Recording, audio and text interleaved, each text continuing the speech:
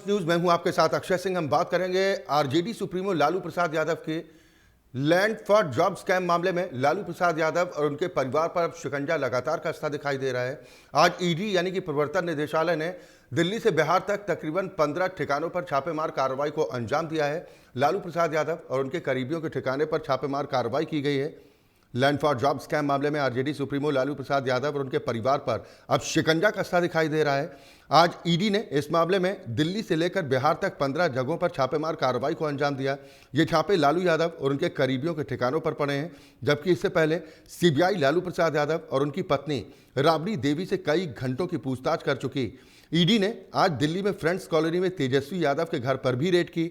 साथ ही पटना में आरजेडी के पूर्व विधायक अबू दुजाना के ठिकानों पर भी छापेमार कार्रवाई को अंजाम दिया गया। वहीं ईडी और सीबीआई की इस कार्रवाई पर आरजेडी समेत तमाम विपक्षी पार्टियां सवाल खड़े कर रही हैं। सरकार पर आरोप लगाए जा रहे हैं कि जानबूझकर विपक्षी नेताओं को परेशान किया जा रहा है। विपक्षी दल यहां तक दावा कर रहे हैं कि 2024 के लोकसभा चुनाव में अब बीजेपी की विदाई होना तय है। लेकिन सवाल इस बात को लेकर उठ रहे हैं कि घोटाले की जांच में फंसे नेताओं के लिए ये विक्टिम कार्ड आखिर क्यों खेला जा रहा है? अगर कर नहीं तो इन नेताओं को डर कैसा? इस खबर पर ज्यादा चर्चा और बातचीत के साथ लखनऊ से निखिल रस्तोगी हमारे संवाददाता जुड़ गए हैं, जबकि अजीत रावत ज्यादा चर्चा और बातचीत के लिए गाजियाबाद से हमारे साथ जुड़े हैं।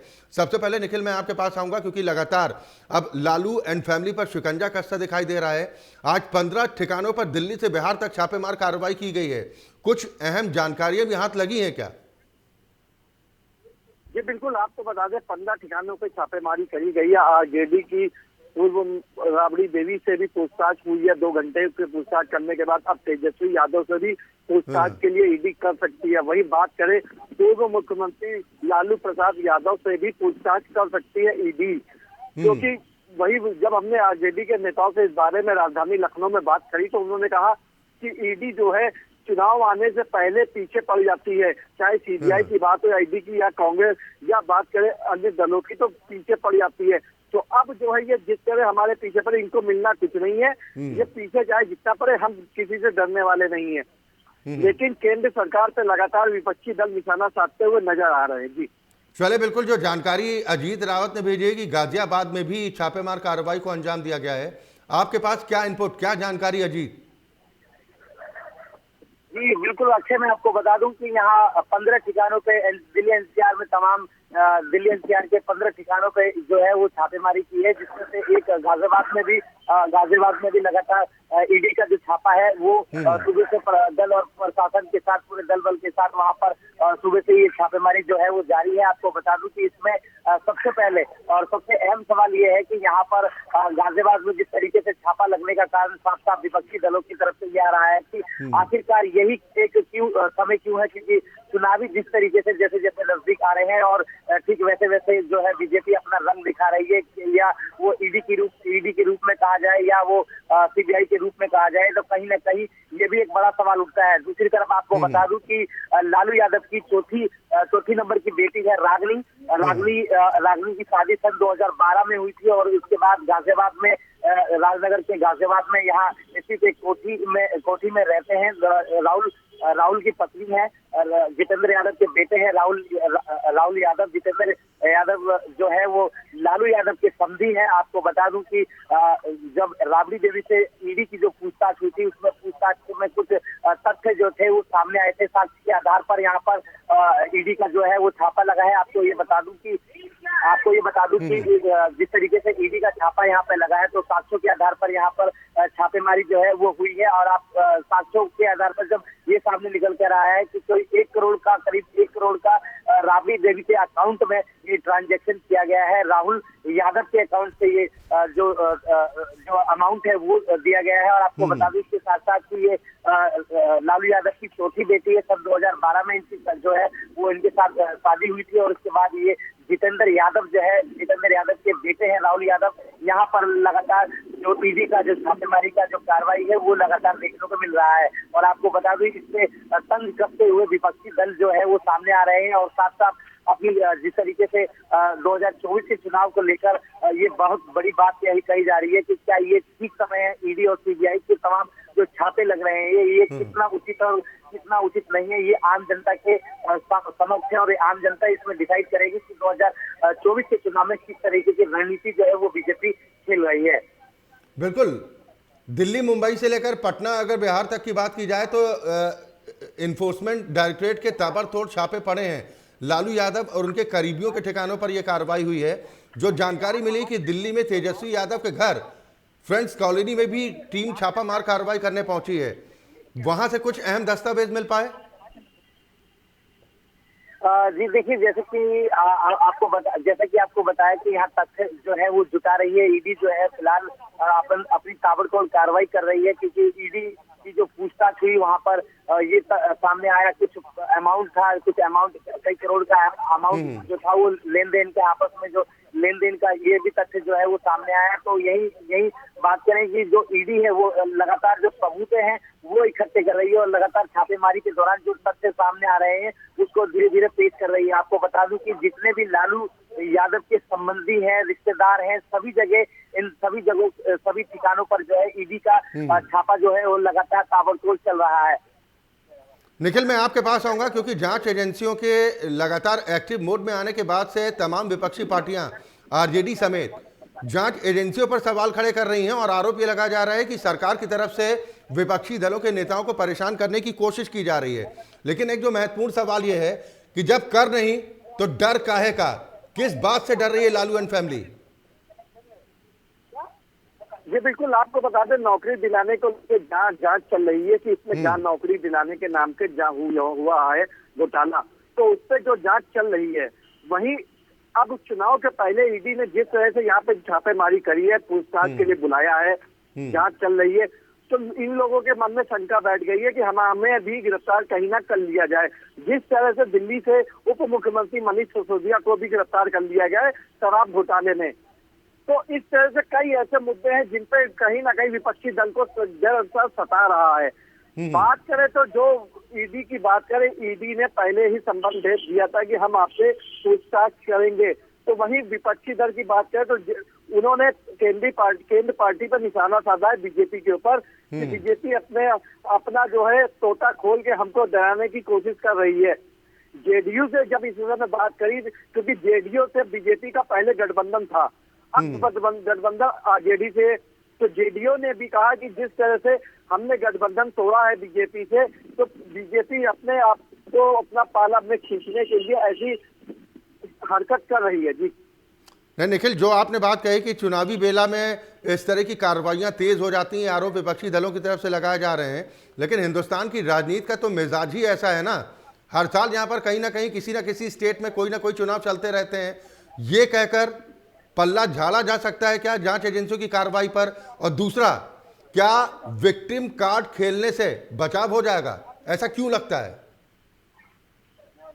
जी बिल्कुल, आपको बता दें जिस तरह से ईडी ने छापा, जिस तरह से पूछताछ के लिए बुलाया है, उसके बाद से विक्टिम कार्ड खेलने की कोशिश करी जा रही है कि जनता के प्रति हमको क्या बताना है कि ईडी हमारे यहाँ क्यों आई है, किस वजह से आई है। तो वो अपना एक विक्टिम कार्ड खेलते हैं कि हमारे ऊपर प्रेशर बनाया जा रहा है, चुनाव आने वाले, इसको लेके भाई जनता के प्रति हमें भ्रमित किया जा रहा है। इन्हीं सब चीजों को लेके वो ईडी और केंद्र सरकार को घेरने की कोशिश करते हैं। लेकिन ईडी एक जांच एजेंसी है, वो अपना काम करती है, केंद्र सरकार अपना काम करती है, उसमें कहीं से कोई दो राय नहीं है। जी मैं अजीत आपके पास आऊंगा क्योंकि विक्टिम कार्ड लगातार खेलने की कोशिश की जा रही है। कार्रवाइयां चाहे कोई भी हो, चाहे मनीष सिसोदिया की गिरफ्तारी हो, उसको लेकर भी कटघरे में खड़ा किया गया कि परेशान करने की कोशिश की जा रही है। लालू एंड फैमिली के अलावा और भी तमाम नेताओं के यहाँ पर इस तरह की छापेमार कार्रवाई अंजाम दी जा रही है और ये कहा जा रहा है कि राजनीतिक प्रतिद्वंदिता के चलते परेशान करने की कोशिश की जा रही है। अरे जांच एजेंसियों का काम है जांच करना, अगर उनके पास कुछ मजबूत साक्ष्य होंगे तभी तो पूछताछ के लिए जाएगी, तभी तो घंटों की पूछताछ होगी। डर किस बात का है इन नेताओं को? जी बिल्कुल अक्षय, आपकी इसमें कोई दो राय नहीं है कि जैसे जैसे चुनाव नजदीक आते हैं वैसे वैसे प्रत्यारोप जो है वो विपक्ष की तरफ से भी लगते हैं और जो सरकार में बैठे सत्ता में जो राज कर रहे होते हैं बीजेपी के कई लोग ऐसे हैं जिनके ऊपर काफी सत्ता का दबाव जो है वो बना रहता है, क्योंकि जिस तरीके से आगे आने वाले चुनाव को लेकर के अपना पक्ष मजबूत करने के लिए लोगों में भय बैठाने के लिए, लोगों का दिल जीतने के लिए इस तरीके की जो ईडी की छापेमारी है वो कोई पहली बार ऐसा नहीं देखने को मिल रहा है। क्योंकि धीरे धीरे जिस तरीके से चुनाव नजदीक आ रहे हैं और बीजेपी जो है वो अपना पूरा पक्ष मजबूत कर रही है। दूसरी बात ये करेंगे कि ईडी का जो छापा है, ये जांच एजेंसियां हैं, इनका जो काम है वो ये काम तो उनका जायज है, पर जिस तरीके से समय इतने सालों से चुप रहना और उसके बाद चुप्पी लगाकर अचानक से इस तरीके की लगातार ताबड़तोड़ कार्रवाई जो हो रही है उस पर सवालिया निशान खड़े होते हैं। तो दूसरी तरफ आपको बता दूं कि आज से 5 साल पहले जो है 1 करोड़ का ट्रांजैक्शन हुआ था राबड़ी देवी के अकाउंट में। आपको बता दूं कि जितेंद्र यादव के बेटे हैं राहुल यादव, जिनकी शादी जो है वो 2012 में गाजियाबाद में रहते हैं जितेंद्र यादव, उनके बेटे से हुई थी। लालू यादव के चौथे नंबर की बेटी से। उसके बाद राबड़ी देवी के पास जब ईडी का छापा लगा तो उसमें ये कुछ दस्तावेज की बात कही गई और वो सामने आया। उसके बाद ये दूसरी जगह आज सुबह से ही ईडी की जो छापेमारी है वो लगातार देखने को मिली है। और आपको बता दूं कि जांच एजेंसियां जो है वो अपना पूर्ण रूप से अपना काम कर रही है और अपने जांच पड़ताल जो है वो प्रॉपर तरीके से कर रही है। आपको बता दूं कि 5 साल पहले कई ट्रांजैक्शन का कोई दस्तावेज भी जो है वो ईडी को हाथ लगी है। उसके बाद अपने लगातार जो कार्रवाई है ईडी वो अपने निष्पक्ष होकर के जो कार्रवाई है वो कर रही है। क्योंकि जायज भी है कि अगर गलत नहीं है तो किस बात का डरना। सबसे बड़ा हमने कई आम नागरिकों से भी इस बारे में चर्चा की और सवाल किए तो उनका भी ये कहना है कि चुनाव आए या किसी तरीके की बंदिशें आए तो उससे कहीं पीछे नहीं हटना चाहिए। जांच एजेंसियों का काम है जांच पड़ताल करना और इस तरीके की छापेमारी है कोई आम बात नहीं है। पर अगर आप गलत नहीं है, गलत आपको ठहरा नहीं सकते तो आप किस बात के लिए पीछे हट रहे हैं। तो किसी तरीके की कोई भी जो ईडी ने लापरवाही नहीं बरती है और पूरा तरीके से अपना जो जांच पड़ताल है उसमें पूरा ताबड़तोड़ कार्रवाई जो है ईडी की तरफ से कर रहे हैं। और आपको बता दूं कि इसमें कुछ दस्तावेज जो है वो हाथ लगे हैं और इसमें एक करोड़ की ट्रांजैक्शन की बात की जा रही है पिछले 5 साल पहले। नहीं, बिल्कुल अजीत, सवाल इसी बात को लेकर उठता है कि जांच एजेंसियों के पास अगर पुख्ता सबूत होंगे तभी इतने बड़े दिग्गज नेताओं से वो पूछताछ की हिम्मत जुटा पाती है।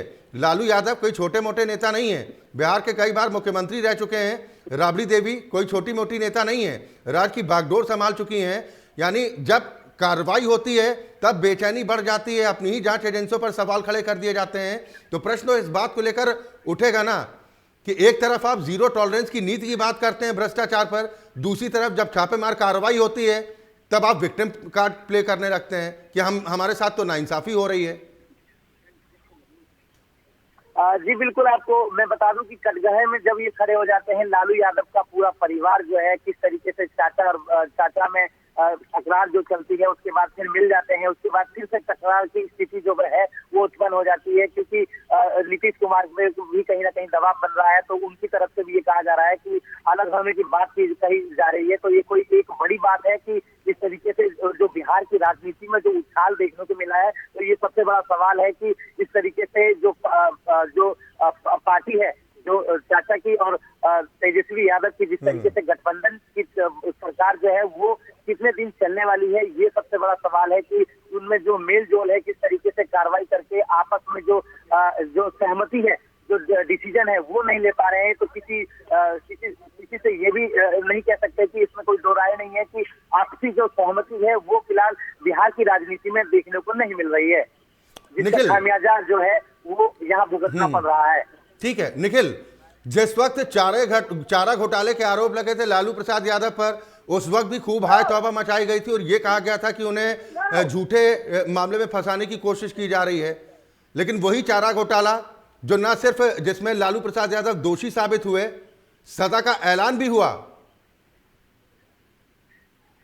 जी बिल्कुल, आपको बता दें जिस तरह से चारा घोटाला हुआ था उसके बाद लालू यादव को जेल हुई थी, उसके बाद अब उनको उसमें बेल भी मिली है, वो आ भी चुके हैं। लेकिन आपको बता दें, बात करें ईडी को कुछ सबूत मिलते हैं तभी वो अपनी जांच करती है, क्योंकि ये सब इतने बड़े नेता हैं, इनका नाम ही काफी है।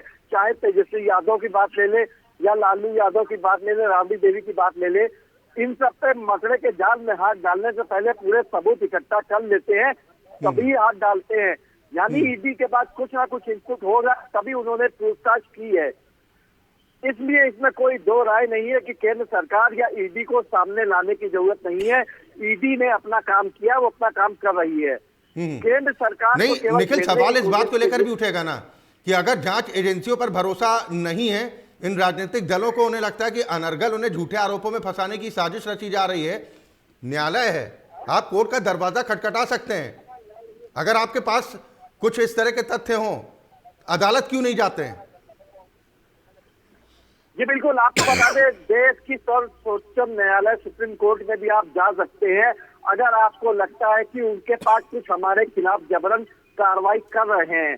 लेकिन मैं फिर बार बार कह रहा हूँ, ईडी के पास कुछ इनपुट होगा तभी वो इनके पीछे पूछताछ की है और इनके घर के परिवार वालों से, अन्य जनों से पूछताछ करी रही है, जिस तरह से कई ठिकानों पे छापे मारे गए हैं।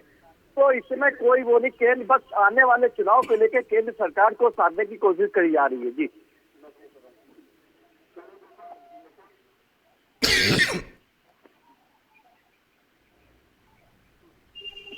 चले बिल्कुल निखिल, जिस तरीके से चर्चा भी हम कर रहे हैं कि एक तरफ तमाम राजनीतिक दलों की तरफ से ये दावे किए जाते हैं कि भ्रष्टाचार पर जीरो टॉलरेंस की नीति उनकी है, लेकिन जब एक्शन होता है, जब खुद पर जांच की आंच पहुंचती है, तब उन्हें दर्द सताने लगता है। जब दूसरे विरोधियों पर कार्रवाई होती है तब उन्हें लगता है कि जांच एजेंसियां सही दिशा में काम कर रही हैं। सवाल यह है कि अगर जांच एजेंसियों के पास कुछ ठोस सबूत होंगे, उसी के आधार पर जांच एजेंसियां पूछताछ करती हैं, आगे की कार्रवाई करती हैं, ऐसे में विक्टिम कार्ड खेलना कितना सही है? बहुत शुक्रिया निखिल, आपका भी, अजीत आपका भी बहुत शुक्रिया इस खबर पर तमाम चर्चा और बातचीत के लिए।